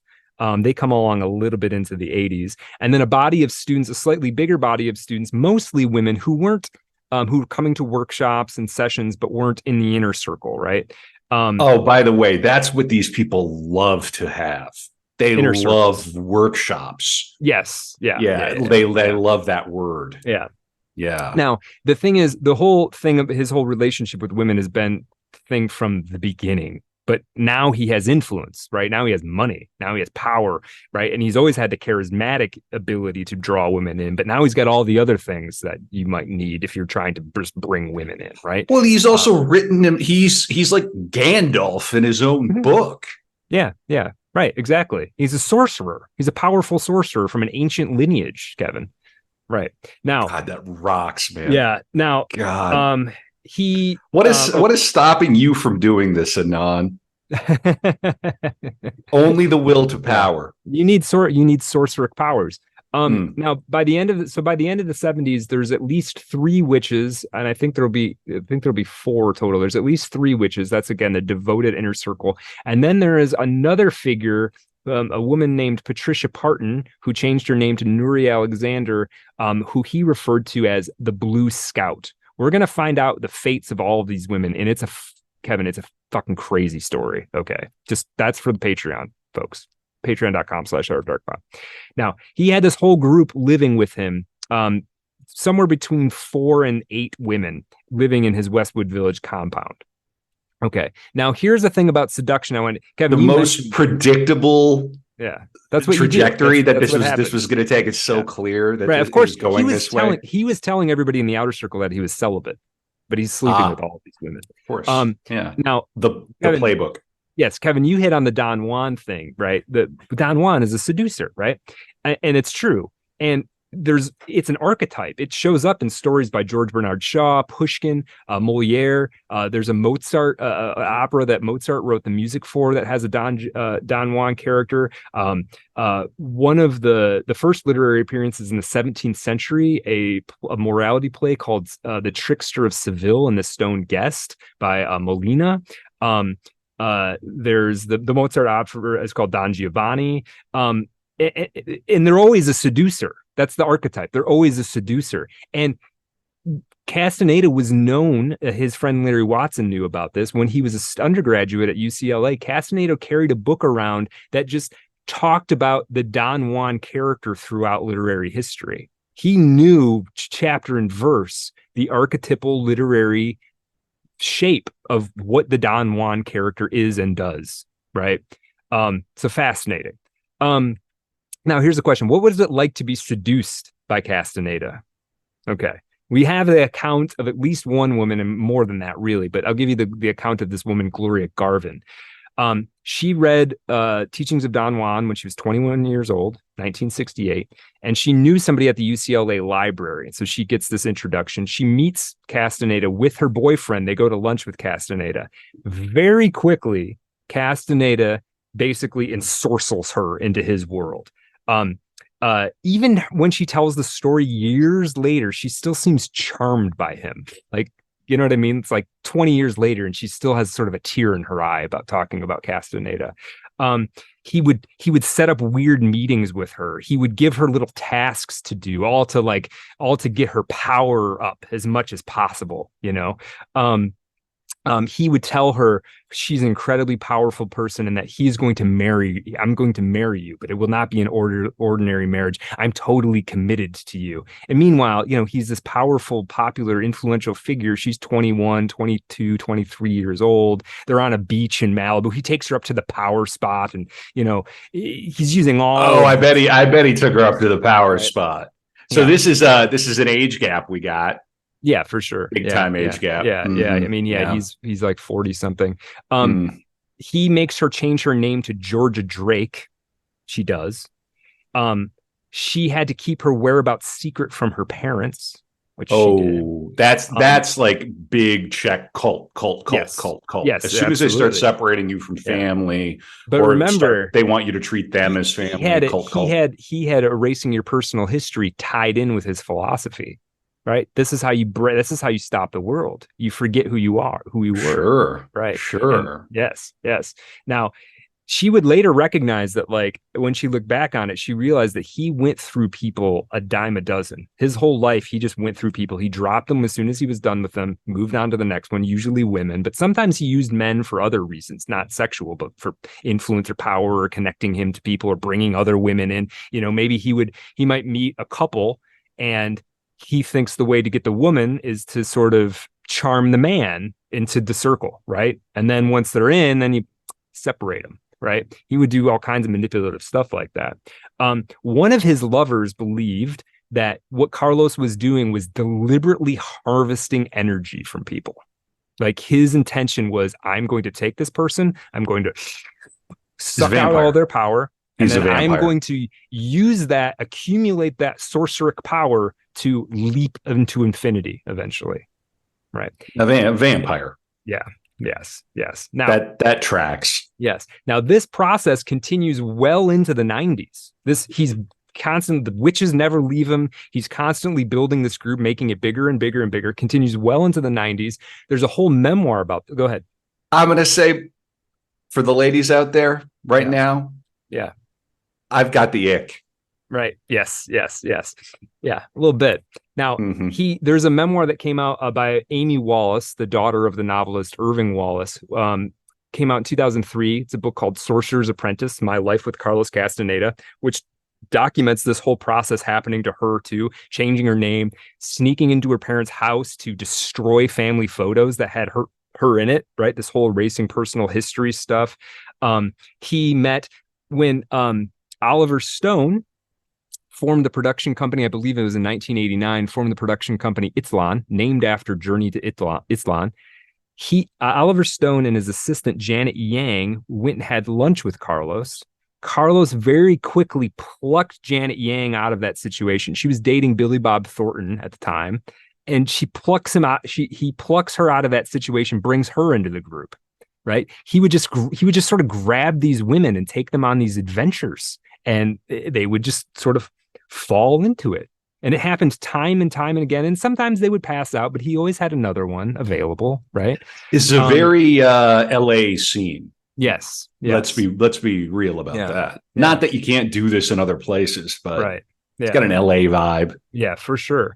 And this is the thing. And here's what the appeal was. He was taking these people and he was making their lives an adventure, a spiritual adventure in which they thought something meaningful is going to happen to me because of this. And he was convincing them of that. And in a way, you know, it certainly made their life story have a weird chapter to it. That's for sure. Things took a very strange turn you weren't expecting when she met Carlos. Now, the witches, the inner circle of witches, became sort of, in a way, they became kind of mini Castanedas. There were always stories about the fact that they had met Don Juan or other of the desert sorcerers. There was a woman named Carol Tiggs, who became the quote Nagawa woman, and she quote she supposedly disappeared into the second attention. I'm going to give you this story real quick about disappearing into the second attention. Carol Tiggs. Again, this is from Life and Teachings of Carlos Castaneda. Let me just find it here. So Carol Tiggs is just not just, but one of the women that's sort of in his circle. Sometime in the fall of 1985, Carol Tiggs, the Nagawa woman, okay, so she came into this circle. She disappeared in the late 70s, and she too had supposedly jumped into the abyss when Carlos Castaneda had, and she'd gotten stuck there, is the idea. And she disappeared. She was no longer at workshops. She was no longer at the meetings. She was no longer, the witches weren't talking to her or anything. She disappeared. And in 1985, she suddenly reappeared. She just showed back up. And the thing is,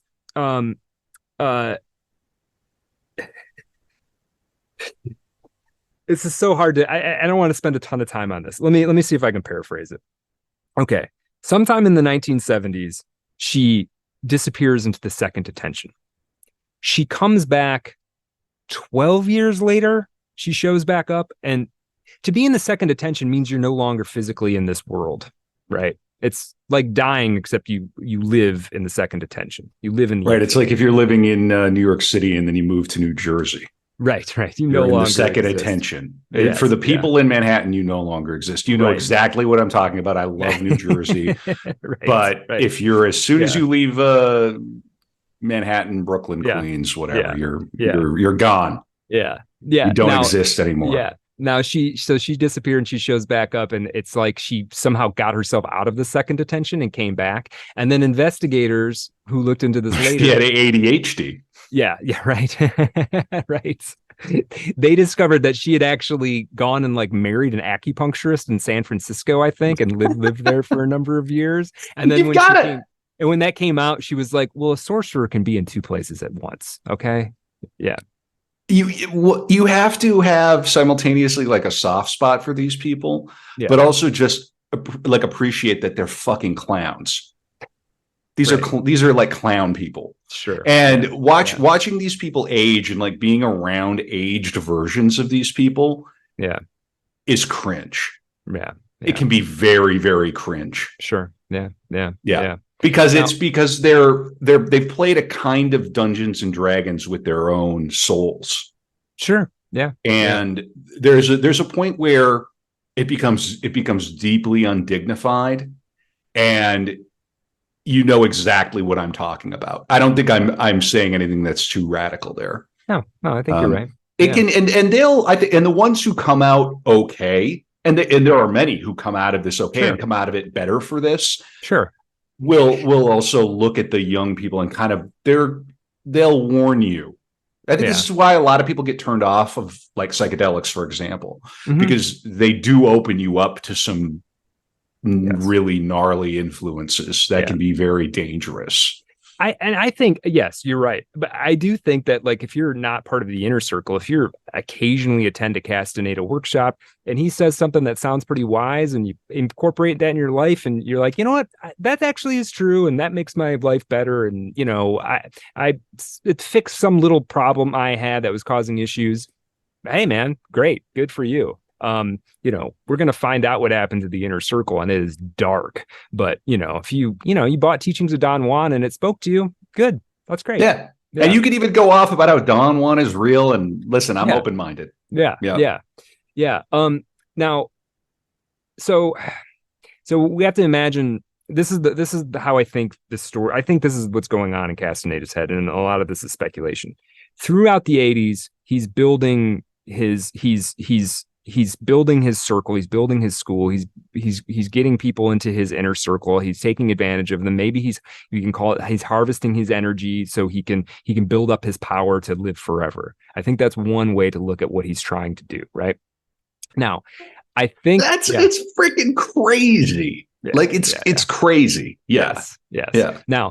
Now something happens in the early 90s, and I think what's happening is his fear of death is ramping up. So 1990, he's 65 years old, right? And I think he's getting older. And remember, the fourth enemy is old age, right? He's getting older, and he returns to the public in a fairly dramatic fashion in the either 1989 or like 1990. And he returns to the public with something called tensegrity. And what is tensegrity? Okay.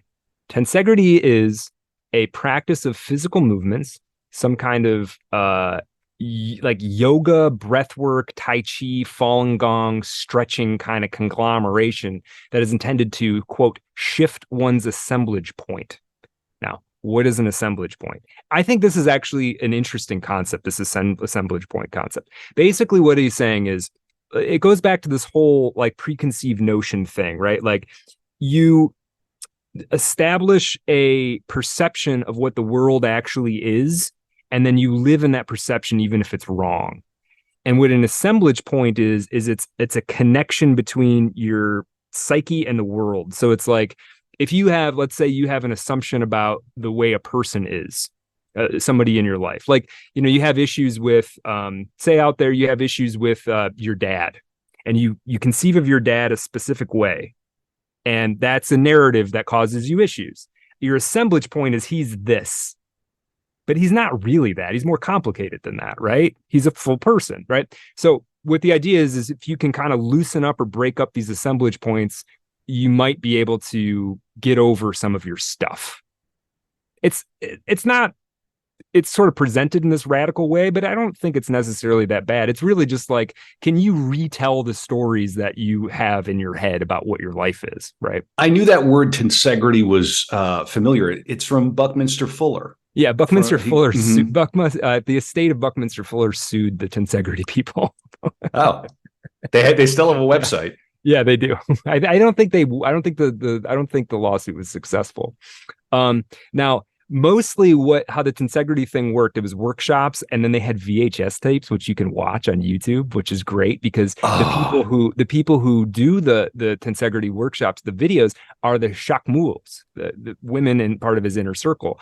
And the women who led the workshops were Carol Tiggs, Taisha Abelar, who is his oldest witch. She'd been around since the early 60s. And this woman, Florinda Donner, who was born Regina Tall. And these women, like I said, they're sort of mini Castanedas. They're sort of executing his ideas and expanding them out further. Now, you can literally go on YouTube and watch the tensegrity VHS, like the old tensegrity videos. And it's these women who are very attractive, very short hair. They all kind of dressed exactly the same, and they're doing these sort of strange movements, right? Now, let me tell you, I'm going to read you the introduction to the first tensegrity video. This rocks so hard. Yeah. This is incredible. Yeah. Quote, men and women who lived in Mexico in ancient times, whose expertise was to deal with awareness, believed that human beings are the beholders of a most peculiar dualism. They were not referring to traditional dualism such as body and mind or matter and spirit, but to the dualism between the self and something they called the energy body. They considered the self to be a holistic unit, which includes both body and mind, matter and spirit together, and they defined the energy body as a particular conglomerate of energy fields, belonging to each of us individually, that has the capability of being transformed into a perfect replica of the self and vice versa. They believe that the self has the capability of being transformed into a perfect replica of the energy body, that is to say, a conglomerate of sheer energy fields. These men and women of ancient Mexico invented and developed a series of movements which helped them to store enough spare energy to accomplish this dual transformation. They handled and transmitted this knowledge from generation to generation up to the present. The movements you are about to see were called the, quote, 12 basic passes to gather energy.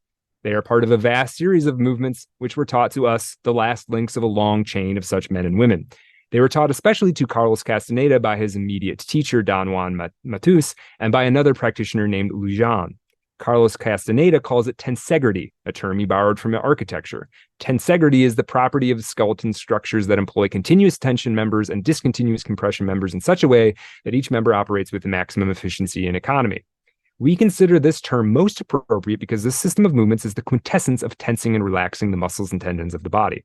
The persons who are going to execute the 12 basic passes to gather energy are Kylie Lindahl, Naya Merez, and Rennie Merez. These are the Shakmuls. The three of them belong to a class of beings that those people of ancient Mexico called Shakmuls, or the fierce guardians of energy sites. So the witches are right next to Carlos, and then just outside of them are the Shakmuls, who run tensegrity, and then sort of in between them is the Blue Scout, Patricia Parton, who is, we're going to talk more about. I am watching this video. I just put it in the t.me/artofdarkpod Telegram chat. Yeah. This is some wacky shit. They're doing like wacky moves with their hands. It looks like Tai Chi, but kind of like Tai Chi if it was done by somebody on meth. Yeah, this is the thing. Carlos had studied to certain degrees karate and kung fu, and it seems like he was just borrowing all those concepts. And then what's funny is it comes out like I think in the early 90s, maybe late 80s, the tensegrity stuff starts. But then he also says he learned it from Don Juan, but Don Juan's been dead for like 18 years. So like, why VHS comes along? I mean, you know, they sat like money wasn't working, and he needed to come back, and he needed something different, and you know they sat, and they're in like West LA. This is what you put out, and this will sell. This will sell. Yeah. Now I'm going to give you a quote from Angela Panero. This rocks. America is the greatest country in the history of the world. That produces guys like this, and he can become a legend in his own lifetime, and just hoover up souls and lives, and just leave a trail of carnage, and sell 28 million copies of his books that are still floating around in used bookstores. And tonight, some poor kid on some university campus is picking up one of these books for the first time and has no clue the rabbit hole they're going down. Now, let me give you a little bit more about tensegrity from this woman, Angela Panero, who ran or maybe still runs Clear Green. So at some point in the early 90s, Castaneda formed a company called Clear Green Incorporated, and this was going to sort of handle his legacy. He had looked for successors to the lineage to be the next Nahual, and he had failed, and he decided supposedly to start this company, Clear Green, to sort of manage his legacy, right? From Angela Panero of Clear Green Inc. said about tensegrity, Carlos knew exactly what was true and what was not true. But the thing that's missing when people talk about Carlos is not whether Don Juan lived or not, or who lived in what house. It's about becoming a voyager of awareness, about the 600 locations in the luminous egg of a man where the assemblage point can shift, about the process of depersonalization that he taught. Okay. Now, tensegrity, you may have anticipated this, or maybe you did not. Tensegrity is pretty successful. They would have workshops, they would have seminars where like 800 people would show up sometimes, and they're all paying, obviously.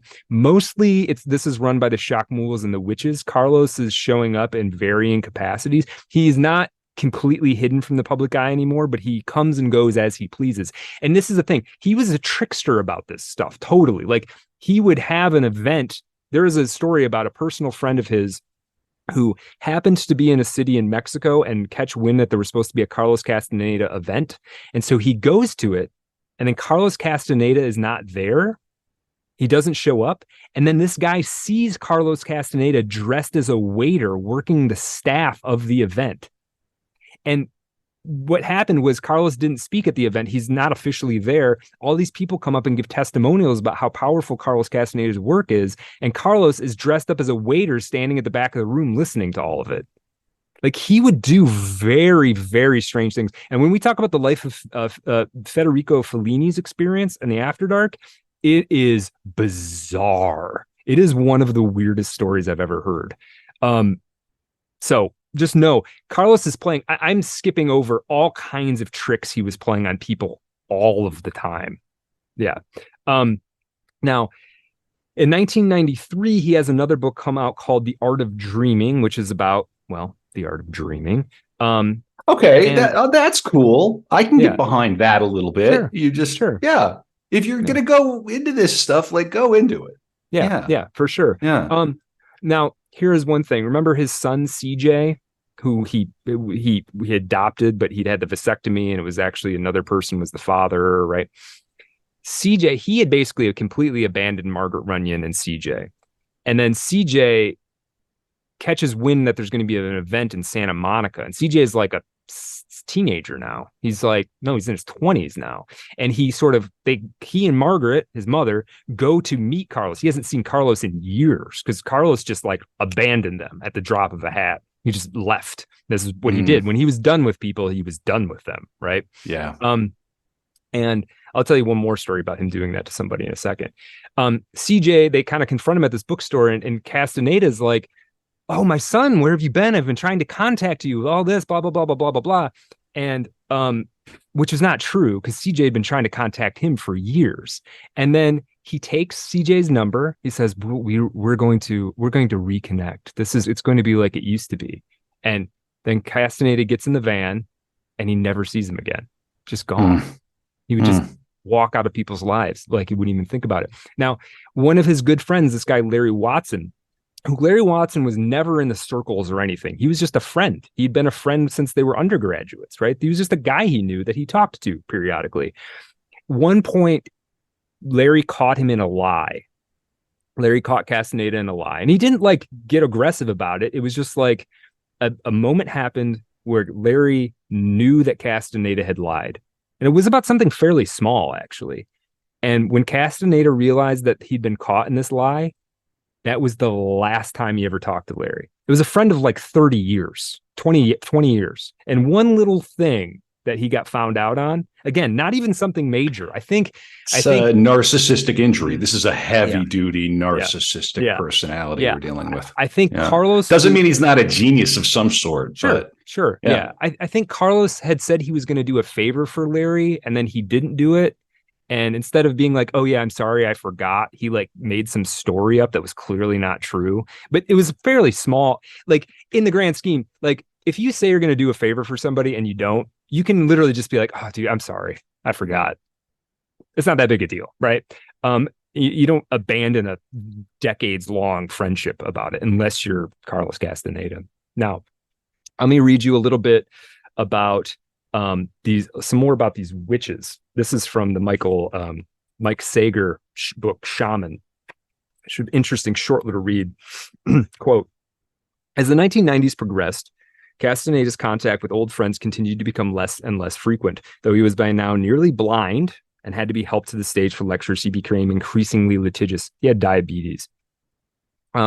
Lawyers for Clear Green filed suits attempting to block the publications of writings of a woman named Marilyn Tunishend, who called herself the Nahual Woman. She asserted she'd also studied with Don Juan, right?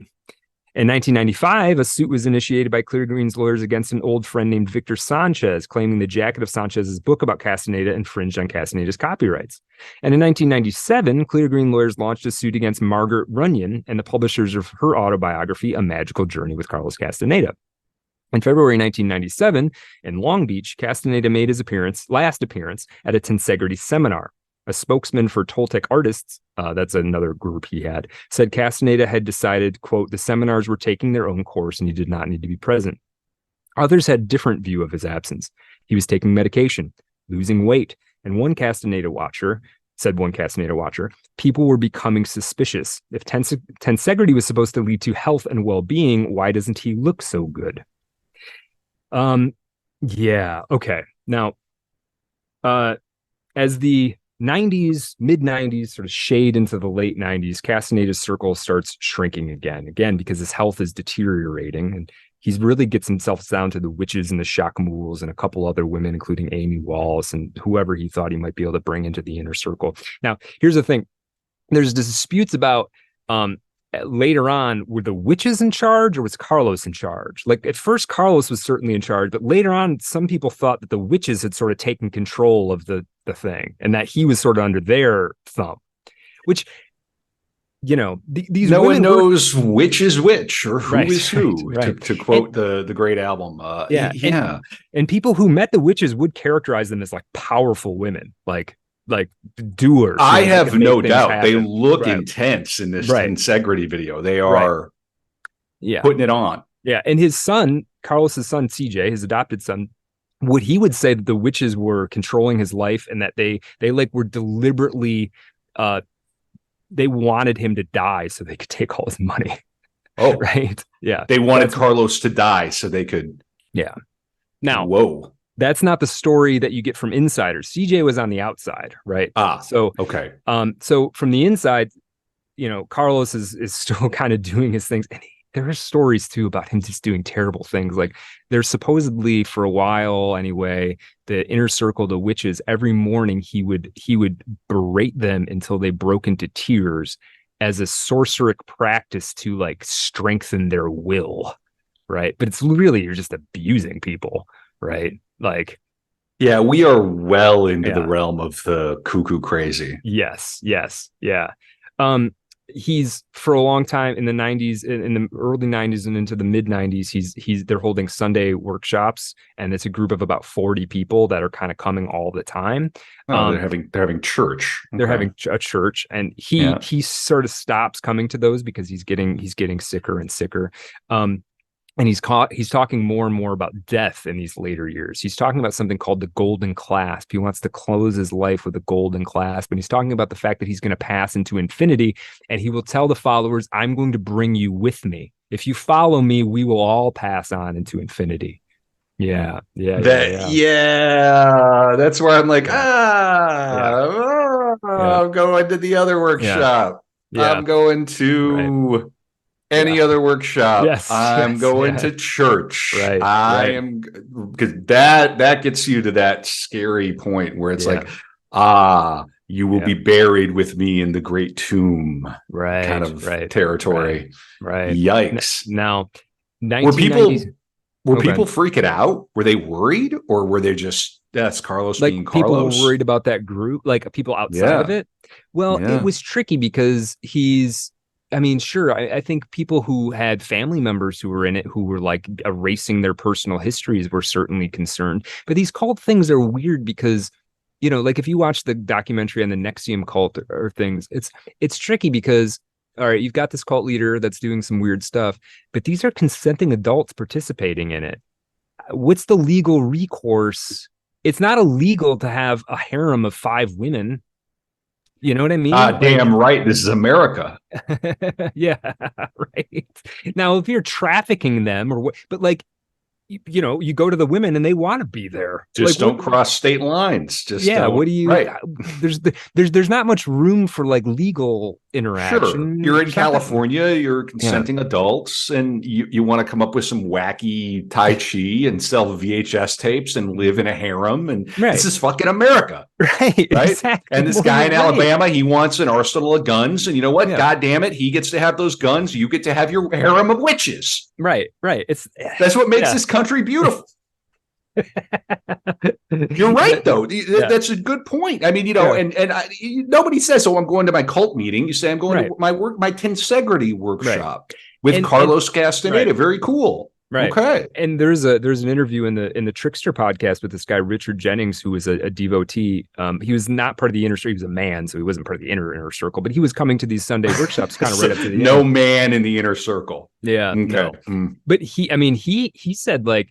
he said on some ways, when I was as deep into the Castaneda world as I could be, I was healthier than I'd ever been. Like I was fit because I'm doing tensegrity all friggin' day.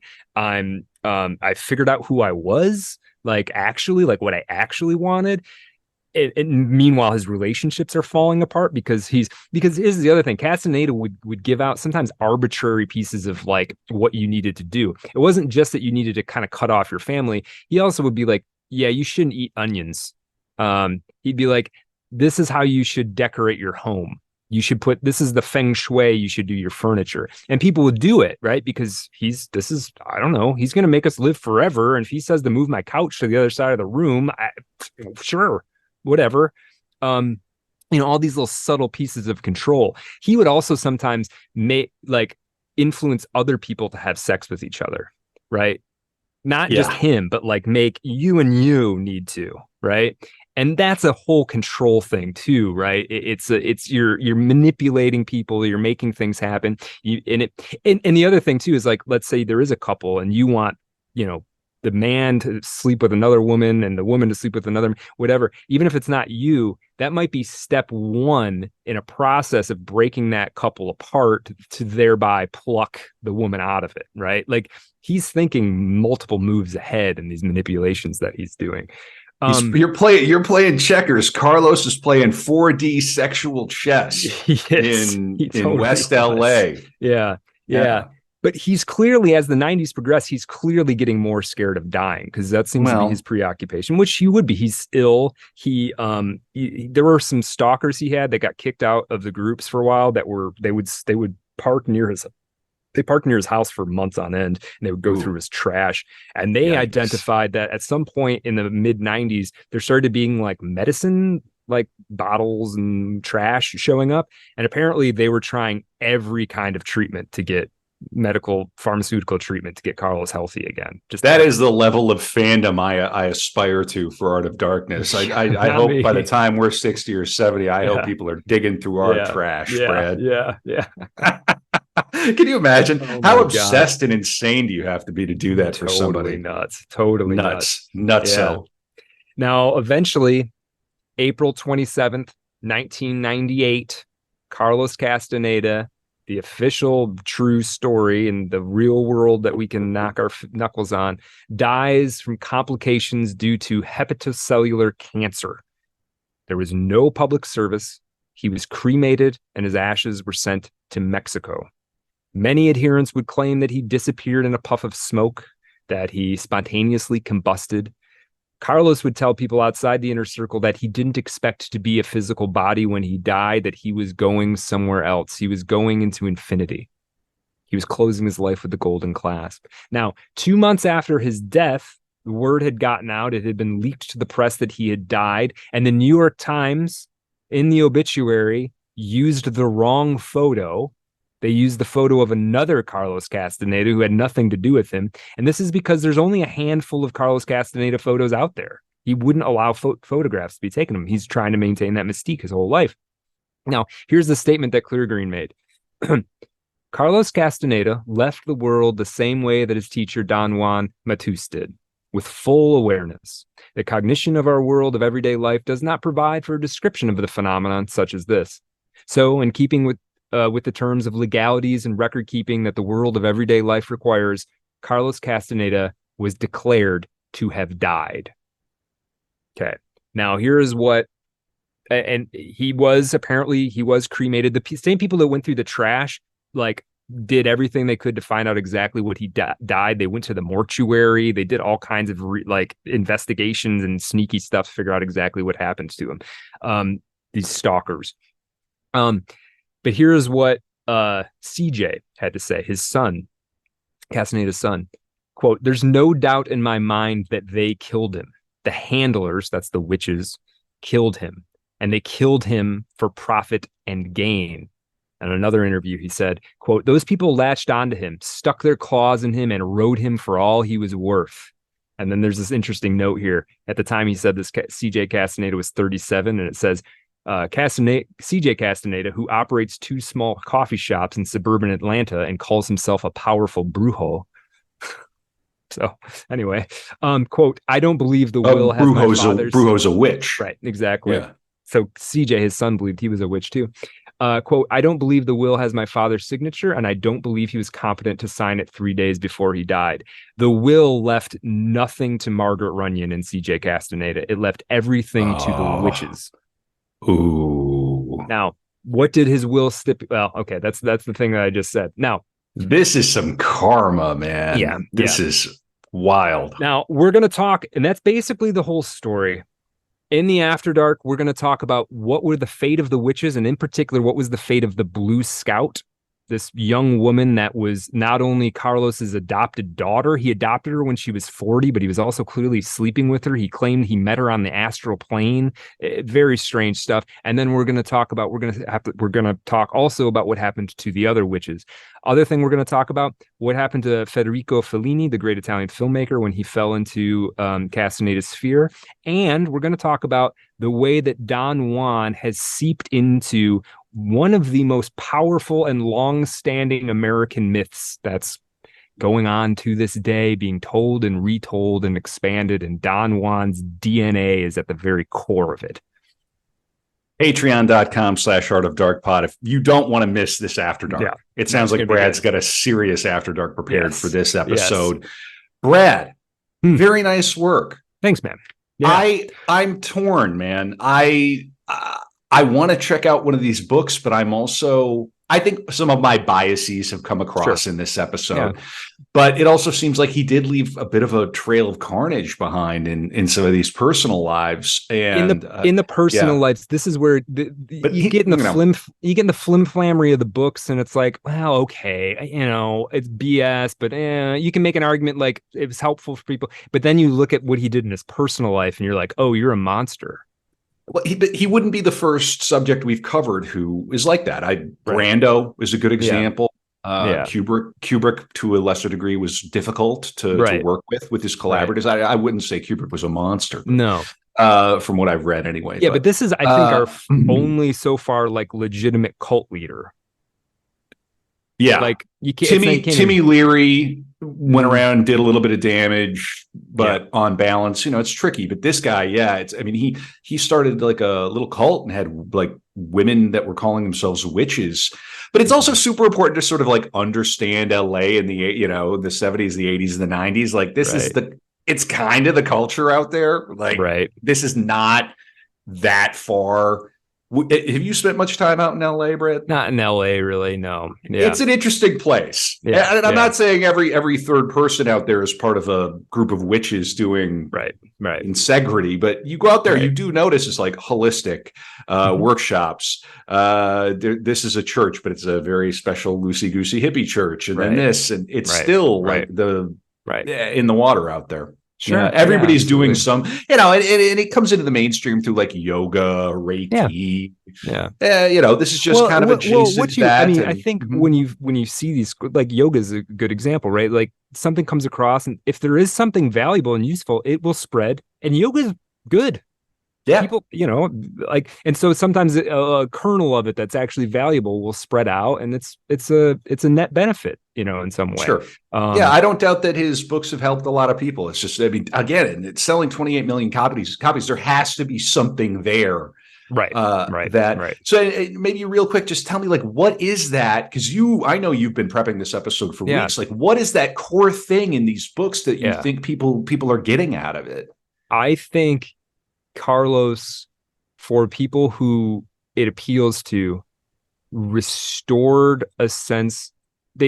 He met a world that was being demystified by the trends of modernity.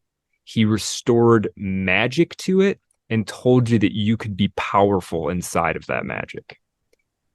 And that's a potent message when you look around and you say, this is all meaningless bullshit. And then this guy comes along who poses as a real anthropologist who has the wisdom from the desert. And he says, no, this world is magical, and I'm going to show you how to see that. That's a powerful message, Yeah,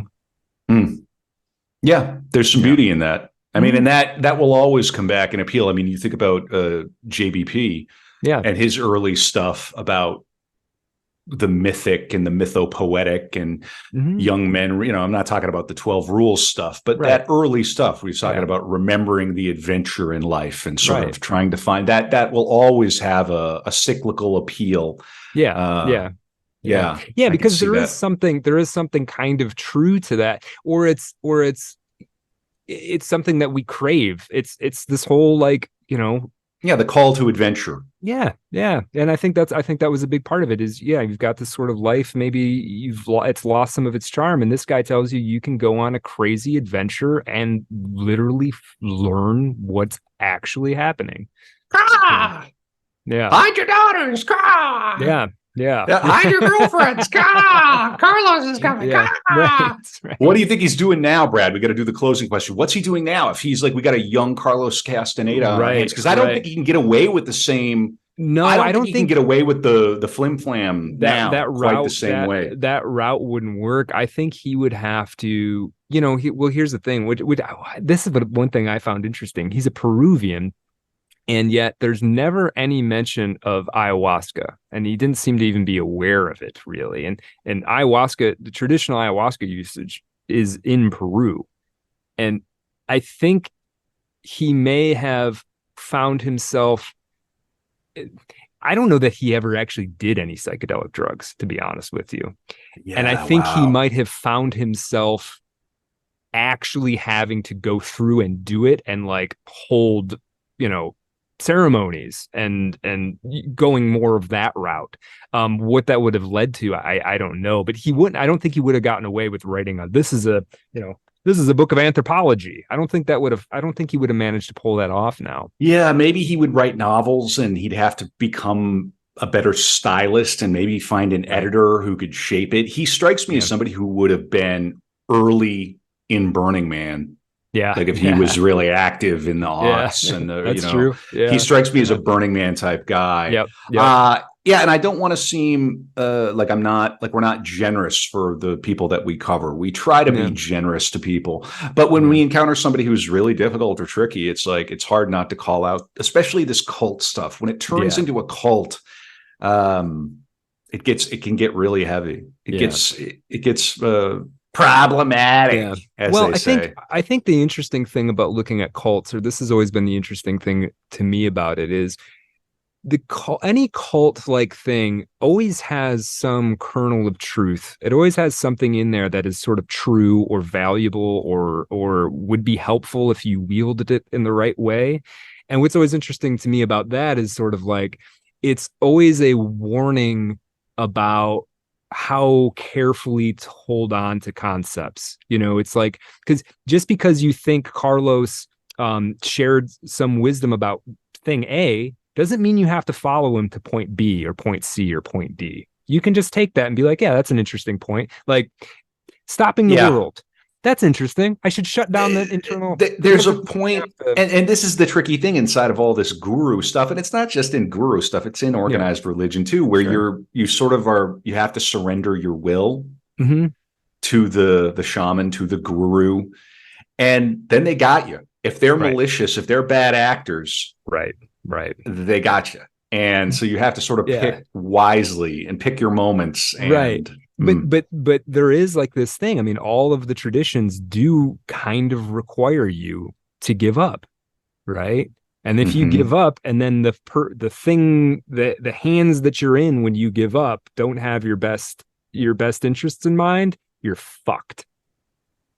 It's a very careful. Delicate balance. Yeah. And it sounds like this guy did a lot of good for a lot of people too. So I don't want to write that off. Right. If you're a Castaneda stan, we do. We want to hear from you. Brad has the Twitter. I have the Patreon. We're in Telegram. It's all at Art of Dark Pod. And I have no doubt this guy has helped a lot of people too with his ideas and all the rest of it. Just a tricky kind of tricky guy. Trickster. And boy, that was a lot of fun, Brad. Good work. I've got Thanks, Dante coming down the pike. Gonna be good. I'm gonna be ready. We're gonna drop that tomorrow. So thank you to all of our listeners. Thank you to our patrons. We're gonna do more After Dark stuff. Hit me again with what we're doing for patreon.com/artofdarkpod on the After Dark. Brad, what do we got? We're talking about Federico Fellini's experience with Castaneda. We're talking about what happened to the Blue Scout and the Witches after Castaneda died. And we're going to talk about the influence of Castaneda on, I'll just give it to you right now, Star Wars, the biggest American myth. DNA, Carlos Castaneda, Don Juan are right there in Star Wars. And I'm going to go through why and how and show you why. And I just said why twice, but yeah. See you there. Yeah. Good work, Brett. Thanks, man.